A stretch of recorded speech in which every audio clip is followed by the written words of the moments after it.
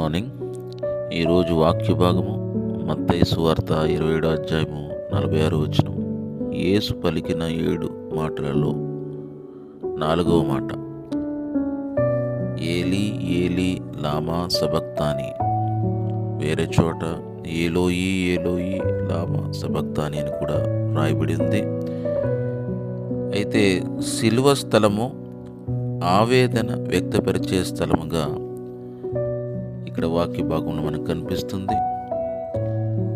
ఇంచుమించు 3 గంటలైనప్పుడు యేసు ఏలీ ఏలీ లామా సబక్తాని అని బిగ్గరగా కేక వేశాను.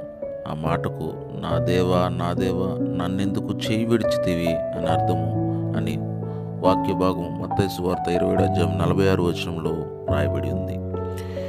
యేసు యూదుడు. అప్పుడు ఆయన మాట్లాడే భాష ఏంటంటే ఆదిమ హెబ్రూ, అంటే అరమాయిక్ భాషగా చెప్పవచ్చు. అయితే దేవుని బిడ్డలారా, ఆయన సిలువ వేసిన చోటేమో గ్రీకు మాట్లాడే వాళ్ళు చాలా ఎక్కువ మంది ఉన్నారు.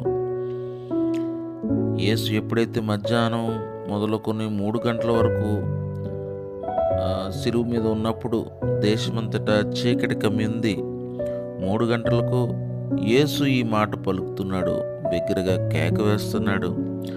అలా పిలిచినప్పుడు ఈ మాట పలికినప్పుడు ఒక్కొక్కరికి ఒక్కొక్క రకంగా అర్థమైందండి.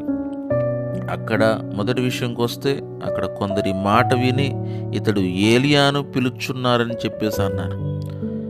ఈ మాట గ్రీకు సైనికులు అని అన్నారు. రెండో మాట, ఒకడు స్పంజి తీసుకుని చిరకాలో ముంచి రెల్లును తగిలించి ఆయనకు త్రాగనిచ్చాడు. అతనికి రోమా సైనికుడికి ఈ విధంగా అర్థమైంది, ఓకే ఇతను దాహం అడుగుతున్నాడేమో అని చెప్పి స్పంజి అక్కడ ముంచి తనకి తాగడానికి వేస్తున్నాడు. ఇక్కడ మళ్ళీ ప్రధాన యాజకులు కూడా చూస్తున్నారు. తక్కిన వారు ఊరకుండి ఈయన ఏలియా అతన్ని రక్షింపవచ్చునేమో చూతుమని చెప్పేసి అంటున్నారు. ఇక్కడ యేసు పలికిన మాట ఒక్కొక్కరికి ఒక్కొక్క రకంగా అర్థమైంది. అయితే ఇక్కడ ఏలియా గురించి ఎందుకు వచ్చింది ప్రస్తావన అంటే, దీనికి ఒక కారణం ఉందండి. ఏలియా పాత నిబంధనలో ఒక గొప్ప ప్రవక్త. అయితే కొత్త నిబంధనలో ఏలియా ఆత్మ కలిగిన వాడెవరని అంటే బాప్తిసం ఇచ్చే యోహానుగా చెప్తారు. ఎందుకు ఏలియా వస్తారు అని వీళ్ళు ఒకరితో ఒకరు చెప్పుకున్నారు తెలుసా? యేసు రూపాంతరం పొందడానికి ఒక కొండకు వెళ్ళాడండి. అప్పుడు ఏలియా మోషేతో మాట్లాడినప్పుడు ఆ సంగతి ఏదైతే ఉందో వీళ్ళకి ప్రధాన యాజకులకి వీళ్ళందరికీ ఆ సంగతి తెలుసు. యేసు ఒక కొండ మీదకి వెళ్ళినప్పుడు ఆయనతో మాట్లాడడానికి ఏలియా మోషే అక్కడికి వచ్చారని. అప్పుడు తన శిష్యులు ఏం మాట్లాడారో కూడా వీళ్ళకి గుర్తుంది. అప్పుడు పేతురు ఏమన్నాడండి, మోషేకొకటి నీకొకటి ఏలియాకొకటి పర్ణశాల కట్టుదమా అని చర్చించాడు. ఈ సంగతిని బట్టే ఇక్కడ ఏలియా వచ్చి యేసు కాపాడుతాడేమో అని వాళ్ళు చూస్తున్నారండి. అయితే ఈ విషయం గురించే, ఏలియా గురించి యేసయ్య మాట్లాడిన మాట కూడా ఉంది వాళ్ళతో ఒకానొక సందర్భంలో.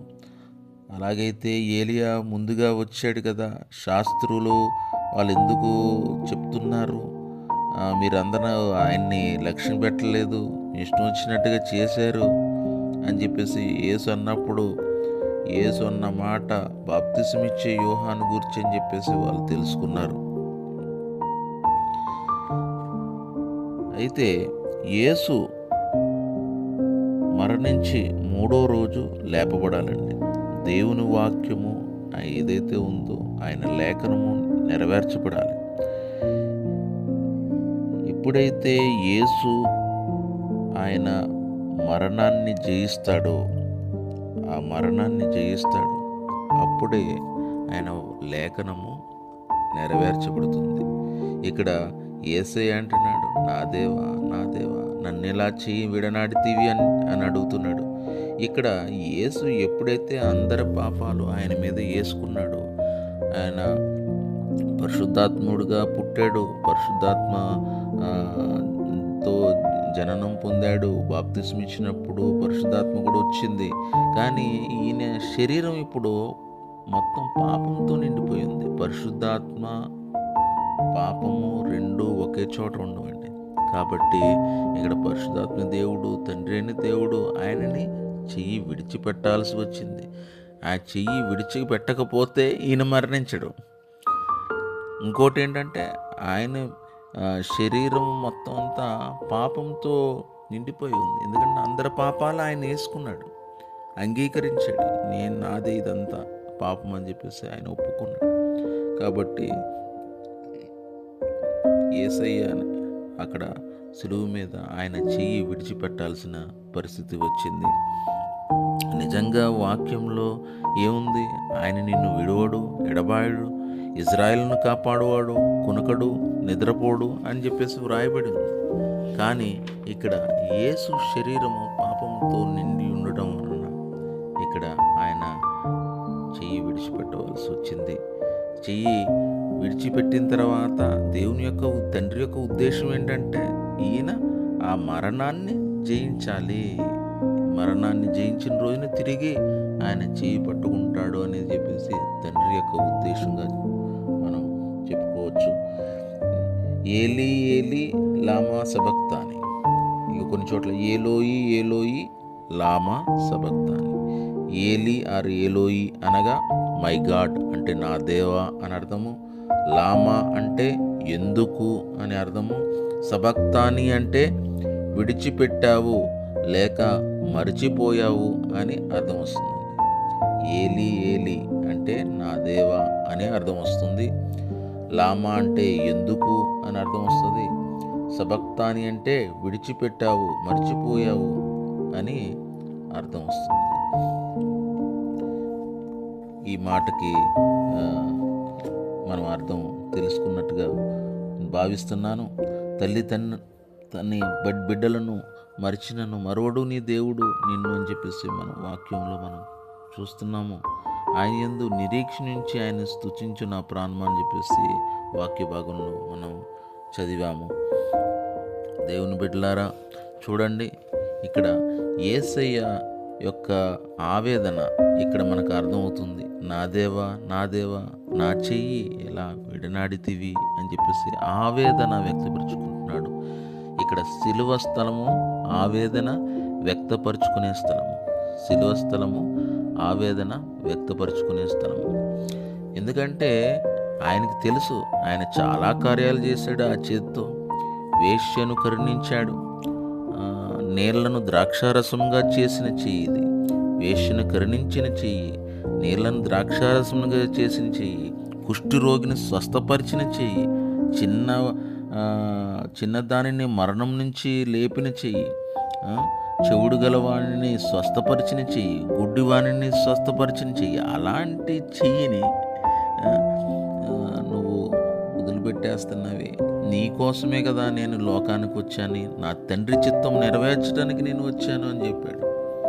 తండ్రి ఎక్కడున్నాడో తెలుసు.